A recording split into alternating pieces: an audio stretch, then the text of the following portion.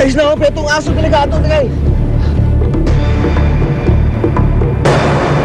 Tay, ano po nangyari sa kanya? Mukhang galing sa sunog tong aso to eh.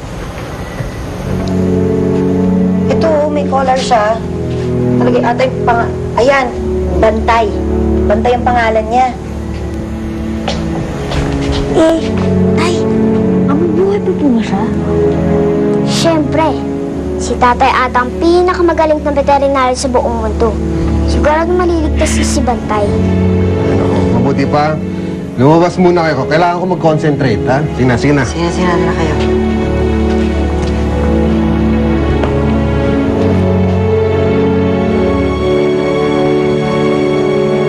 Nay, sa palagay niyo, maliligtas pa ba si Bantay? Ba't hindi kaya tayo magdasal kay San Martin?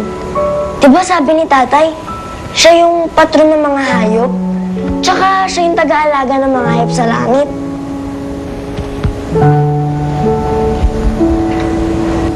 San Martin, sana iligtas niyo po si Bantay. Huwag niyo po siyang pabayaang mamatay. Kawawa naman po siya eh.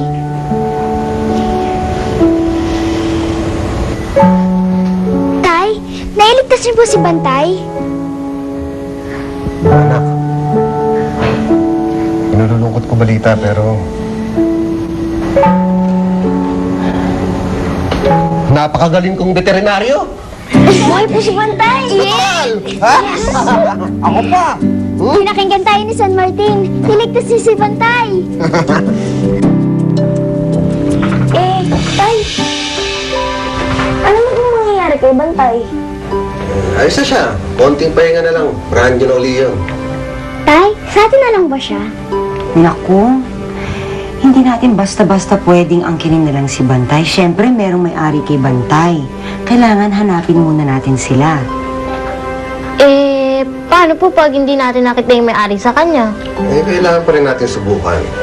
Kaya bukas sa bukas, hahanapin natin may-ari kay Bantay. Kaya matulog na kayo. Ops! Sandali! Wala ba kayo nakakalimutan?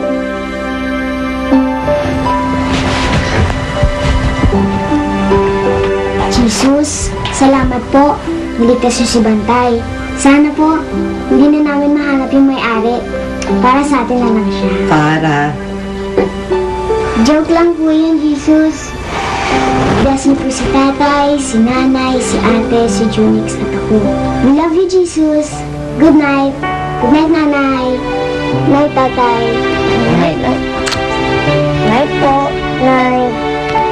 Night, tatay.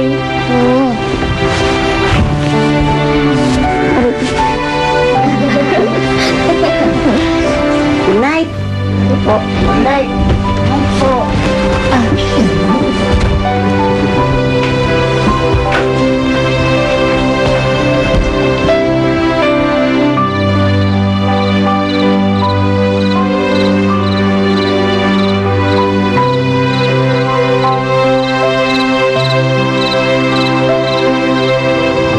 Nay? Ayos ka lang? Pagod lang. Gusto mo, masayahin kita ng aking magic hands? O kasi, masyado mong pinapagod ang sarili mo eh.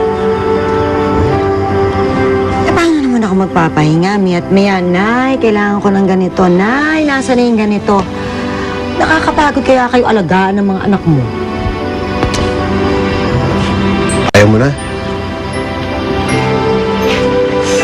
Drama nito? Siyempre hindi, no? Kaya lang... minsan parang nawawalan ako ng oras para sa sarili ko. Puso, kumuha tayong katulong. Pasok naman sa budget eh. Hindi na. Kaya ko naman. Siya nga pala. Meron akong regalo para sa'yo. Oh, ano yun? Wala naman okasyon na. Hindi mo kailangan ng okasyon para dito. No? Binibigay ko to dahil mahal na mahal kita.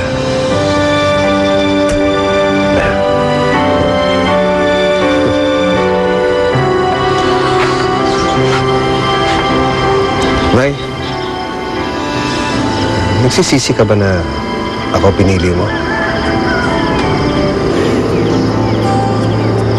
Tay, wala akong pinagsisisihan. Kayo ng mga anak mo, kayo ang buhay